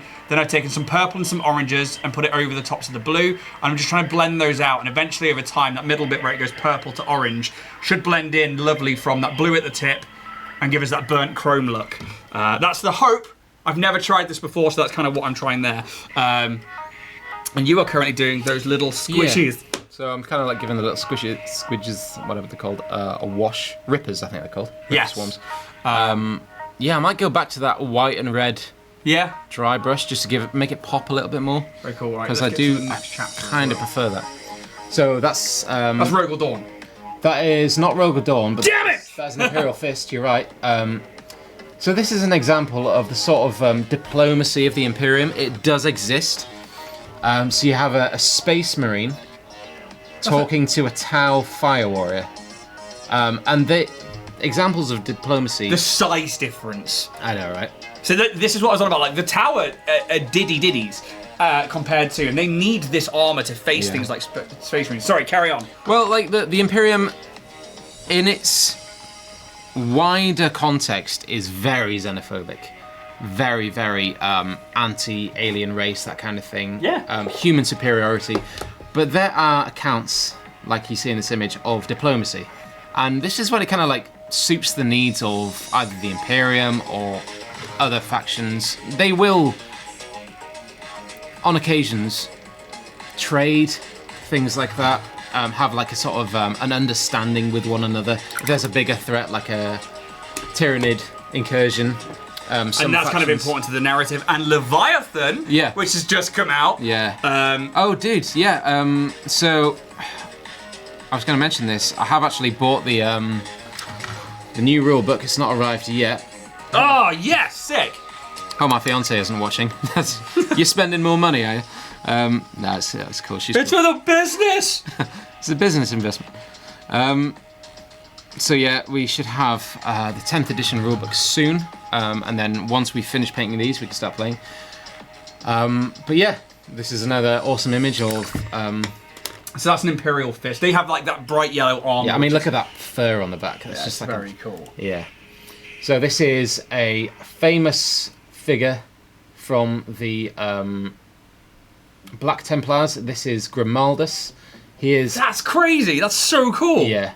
If you are interested in getting into some of the 40k novels, Hell's Reach is a good place to... you can start anywhere, really, with 40k, but, like, Hell's Reach is an awesome story. This is situated on the planet Armageddon, in which... Planet Armageddon. I love that. The Black Templars and this Grimaldus figure go to support the Imperial Army, the Steel Legion. Such an awesome story, go check it out. But this is another example of Space Marine chapters. What's his... So he's basically a chaplain, like a religious figure. Kind of like morale, but, you know, like... what's his name? Can't remember his name. Sorry, knowledge gone, but yeah, he's cool as fuck. So, we talked about the Death Watch. So the Death Watch are... Let's see if I get this right from what I remember you saying.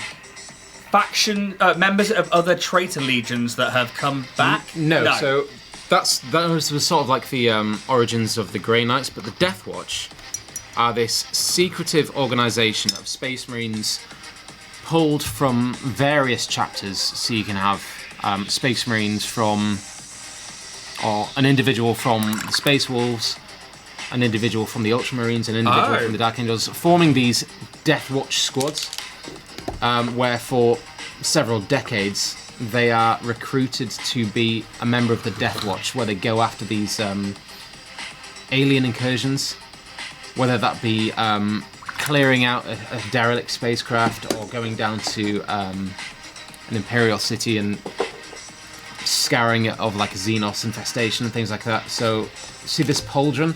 Yeah. It's kind of like unique. That's kind of like the symbol of the Death Watch. They're very much aligned with the Inquisition, the Ordo Xenos. So why would they be pulled from other regiments and other chapters to then go do this? Is it because the Inquisition need the power? Yeah, I think it's sort of like pooling expertise, resources, that kind of thing. You don't want to draw too many resources from the same area. So there's another Death Watch. Oh, so this is what I'm on about then. Like, so because they've got like pauldrons of their like home chapters. So they wear like the black armor, and they have the pauldron of like the black armor, the pauldron of their whatever chapter they come from, their identity, and then they have the Death Watch pauldron, which I think once they go back to their chapters, if they live that long, they will be ordained with this pauldron to say that they have been a member of the Death Watch. That's very cool. I like that. Yeah. Okay. Dude. Right. This is a Custodes, yeah? Yeah, the Adeptus Custodes. And these are like your like baseline humans. They're really weak. Nah, man. They are the worst of the worst. You could not be more off. No, I know that you told me yeah. that the Emperor took these guys basically in underneath Terror to be like, let's hold chaos back. When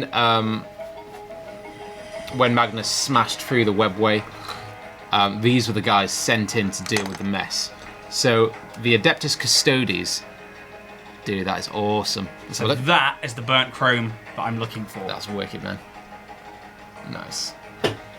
So, I will let you keep talking while I show that off. Yeah, man. No, but that blend of yellow to orange to reds to purples and back to blue is kind of what happens to chrome when it, when you set it on fire or when it's had heat applied to it for a long time. I've got to remember to paint. But that's what I'm trying to get to here with that rotary cannon at the front there.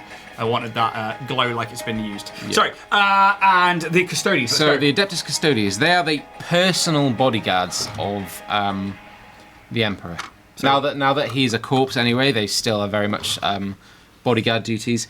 They are sort of your finessed, refined, lost knowledge transhuman soldiers. Each one has been gestated for centuries. Each one is unique. Okay, gestated. Grown in... So they are made, not born. They're not. I think so. Yeah. So they're not like the rest of the Space Marines, where there's a selection process. Yeah. These are literally like transhumans that are made in a test tube. Yeah, but they are respected as such. They are the sort of like the Emperor's. He kind of speaks to them on like a sort of personal basis. So he knows one individually. He had a hand in creating them. Each one is not only a fucking super soldier. They're basically like, I think they were originally designed as like, you know, we spoke about the Thunder Warriors and how they were wiped out. These were the guys sent in to deal. And, you know, these sort of like new Space Marines, refined version of the Thunder Warriors, as well as the Adeptus Custodes was sent in. You guys should post the paint progress after the show. I want to see that detail. You know what? I actually will. I do this with Richard from Warrior Prince when we do the Monster Manual. I try and get a picture and I post it afterwards for what we've done. That's because we're trying to like finish a mini in an hour. But obviously we've just been like going along, just like happily painting up. But I think actually I will paint some progress shots of. So I'm quite proud of this hammerhead, to be honest. Yeah. I made some mistakes early on, like over here. You can see where I tried to use a wash and I was like, nope. So I'm gonna go away with that. It could be engine soot. No, the towel would keep it nice and good. Okay. But yeah, I will, Dan. I will take some progress shots, and yeah, that's. I'm pretty proud of that burnt chrome, to be honest. It's. I think when that dries, that's going to look all right. Yeah, man. We will see. Never tried that before, so. I think I'm going to come away from the sort of more detailed stuff and just go with a gory slop.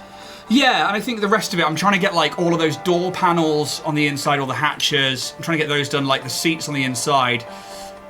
I regret that I didn't paint up the any panels or extra bits on the roof, because I was like, nobody will ever see them and I can close the doors. And now I'm like, man, should have done that. Alex just had yellow.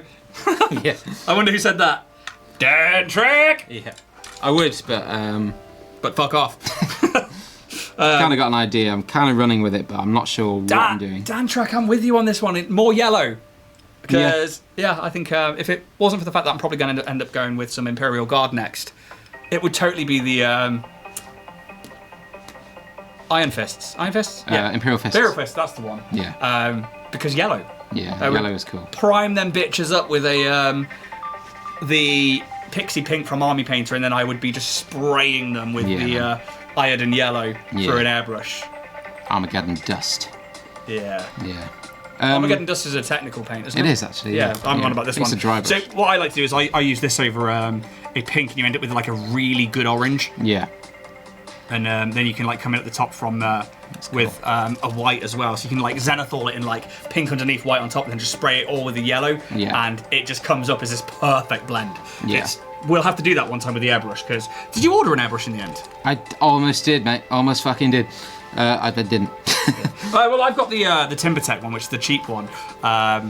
Or if anybody's looking to get Alex a present, airbrush. Yeah. So do I don't that. think I'm quite there yet, but... No, they're actually really easy. Yeah, so the custodians are these like bread... Yeah, they are humans. I mean, there are theories out there. They originally designed as like Primarch killers. Because not only are they these super warriors, they're these like philosophers. They're just like the Emperor's council, you know. Oh, so okay, they're not just like mindless soldiers. They are actually like. Yeah, he knows them all really well. They're his friends, you know. They're his companions. Not only are they responsible for the protection of his life, but they're like your amped up space marine. Oh, there you go. Rich is now following me on Instagram. Oh, wicked. Did anything pop up, by the way? What do you mean? You said there was like a pop-up noise. No, it's on Instagram, not on here. Oh, sorry, yeah. We won't hear it because it was on there, but if somebody does follow on the old Twitch while we're playing, something should come up, but you'll have to rewatch that if it ever happens. There's I think it's a scene in the Horus Heresy where this one custodian gets surrounded by the best part of an army.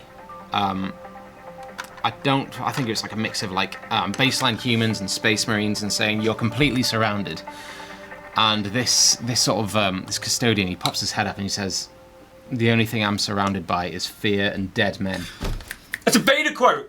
That's in fucking Star Wars. Really? Yeah, so in the Vader comics, it literally, like, the rebels, like, a load of rebel troopers surround Vader, and they're like, "Give it up, Vader, we've got you surrounded." He's like, "The only thing that's surrounding me is fear and dead men." And then he just, like, force chokes everybody all at once and, like, throws them about. It's fucking brutal. And they could have got that from that. Yeah, possibly. Or, I'm going to say 40k Solid from Star Wars, because I fucking love Star Wars! Yeah, I love 40k.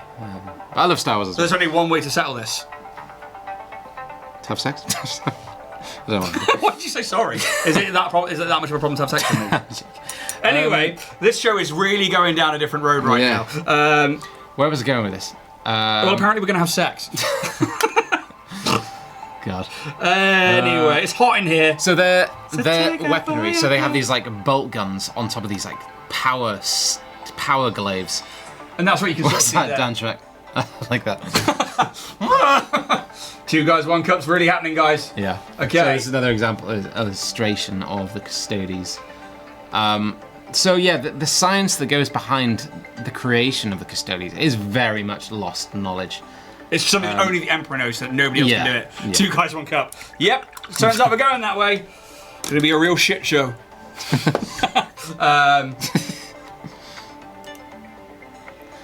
Oh, look at them. And so is that like Terminator armor there? Yeah. Look at this, like glaive bolters. A pattern of Terminator armor, and for 10,000 years, the custodies have been resigned to the Imperial Palace or the Imperial dungeons to watch over the Emperor. It's only with recent developments they've now given the all clear to like go out into the galaxy and. So they don't need to watch the doors where the Emperor is and chaos coming through now. They've been okay to like leave there and go. Not so much leave there because they're not needed, but I think they're their expertise, their resources are needed. Their skills are needed. I think this is by decree of like a Rebute Gilliman, the returned Primarch of the Ultramarines. I think he's approached them and said, "We need you guys." And I think it was just sort of like this ancient law where they couldn't leave the solar system. Wow. But now that law has changed, and now they are going out into the galaxy or the wider galaxy and rooting out these. Because it's the end times, man. Like the current narrative of 40k is we're approaching the end times. There is shit is kicking off, man. So, is that going to be like? We say end times. Surely, nobody is going to like take their franchising. And that's it. Yeah, story's over. Yeah. Well, you've got so much stuff going on. You've got the massive warp rift that separated the galaxy into two. The Cicatrix Maledictum, which is this like super warp storm. The Eye of Terror tore into this new tear in reality, which is now galaxy spanning. So you've got all these chaos incursions. You've got the awakening of the Necrons. You have these Tyrannid invasions. The Imperium is so sort of like, I guess, superstitious and just so stagnant, and just it's not in a good shape at all. The events of the 40k universe, it does not look to be in the favour of the Imperium. Oh. So you have all these. Who's going to sit on the Iron Throne? Well, we'll find out, I guess. Nice. Yeah. The Tau. It's not going to be the Tau. So, I guess we're going to have to go into more shows because we've not covered so many. I guess. I mean, we're still these aren't even all the factions. These are the more iconic factions. Yeah. So what is sort of their specialty as well? Because I know that like. So one of their specialities is their anatomy is such that they're sort of like they can endure for weeks and they can literally fight constantly, and I mean physically fight, be in a physical brawl for weeks on end. Wow. Yeah. And is that just because that's how they're made, isn't that? That's their job genetic is to, like, makeup. Yeah. Battles of attrition, where it's just like you don't need to. Well, They not are- that you're they not are necessarily warriors. the best, but yeah, you need to just outdo the other opponent in terms of time as well. Whereas the Space Marines are these soldiers, these super soldiers. They are these super warriors. Yeah. Oh, okay. So this is one of the. We got through this quickly, actually, man. I'm surprised. Yeah, no, we are. We've got 10 minutes left. Hammering through this. Yeah. So this is one of my favourite factions, the Sisters of Silence. Oh, you mentioned these a few weeks ago, didn't you? Or the Silent Sisterhood, the Oblivion Knights, the Null Maidens. Oblivion Knights. So that's a very, very, very, very, very cool name. Yeah. So what are you doing, Oblivion Knight? Well, this is the thing. Like, you know, we probably touched on this in an earlier episode. So you know how like warp sensitivity and psychic potential is like it manifests. It's like a genetic mutation. Yeah. And more of these individuals within these like populations of trillions, more of these mutations are occurring. So there's like psychic awakening.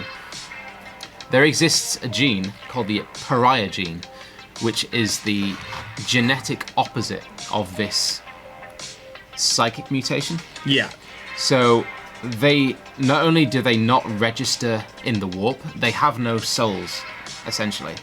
So when they utilized heavily to face off against chaos incursions and demons because they can't be affected. They can't be affected by demonic possession or psychic abilities, but their presence alone physically harms forces of chaos. Really? So just to look upon one of these Null Maidens is to cause serious harm to something that's been possessed by chaos or a chaos demon. And the Emperor in his infinite wisdom, and this is a rare genetic mutation. These are like 1 in a billion. But the Emperor in his wisdom has sort of like weaponized this gene. So they work very much alongside the Custodes because they have this unique ability which enables them to face off against the worst of these chaotic incursions.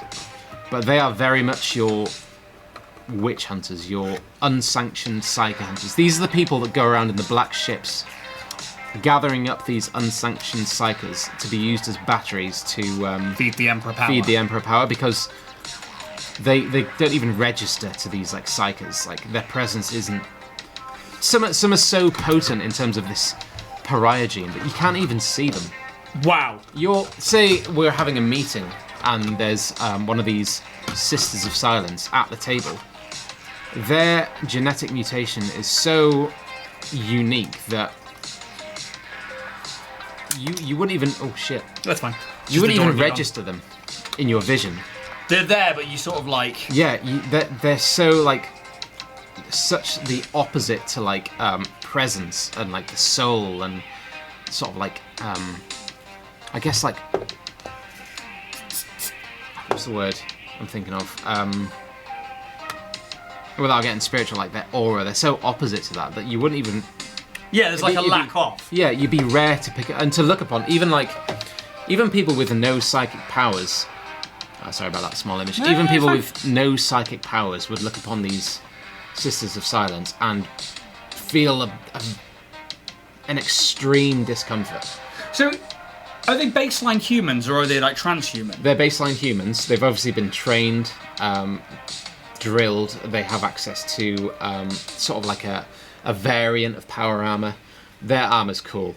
They go around. They not only have they have access to projectile weaponry, but they're equipped with these like giant broadswords, and it's very cool. And this is an all-female faction. It's like only found this pariah gene is only found in women. Yeah, and very much so. And the reason they're called the Sisters of Silence is because they take an oath of silence. So they communicate via a series of like sign language and clicks and things like that. Because to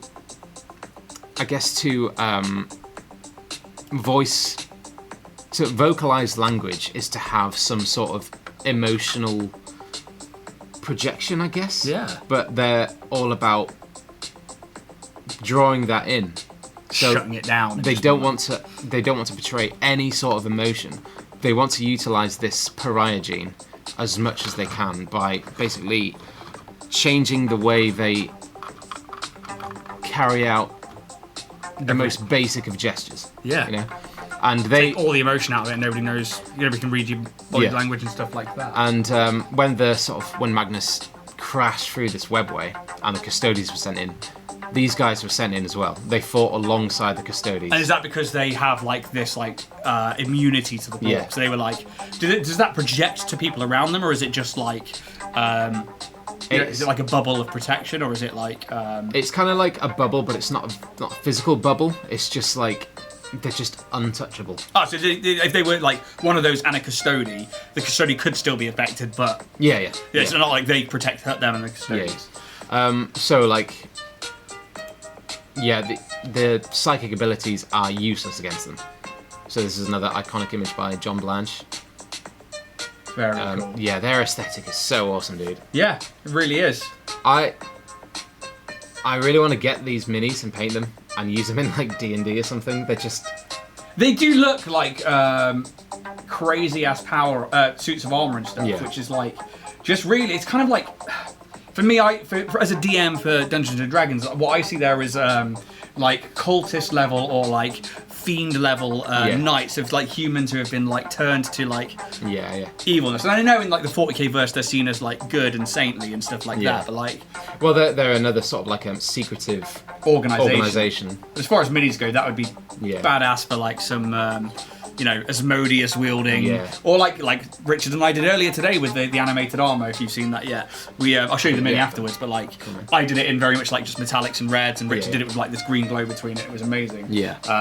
Little shout out to our show earlier. If you guys haven't watched it, it's called Painting Up the Monster Manual. You'll find it on our channel on YouTube, where Richard and I go through and paint up the monster manual. And we did animated armor today, and next week is the flying sword, so that's coming up 12 o'clock next Thursday. Little plug for the show. We're not back next week, are we? No, we're not. Only because Alex has got no commitment. He said it. Yeah, that's it. No, unfortunately, life does get in the way sometimes, so we won't be back with this show next week, but we will be back the week afterwards. But with about 3 or 4 minutes left, I'm going to show off what I've been doing, and I think let's see where you are with yours as well.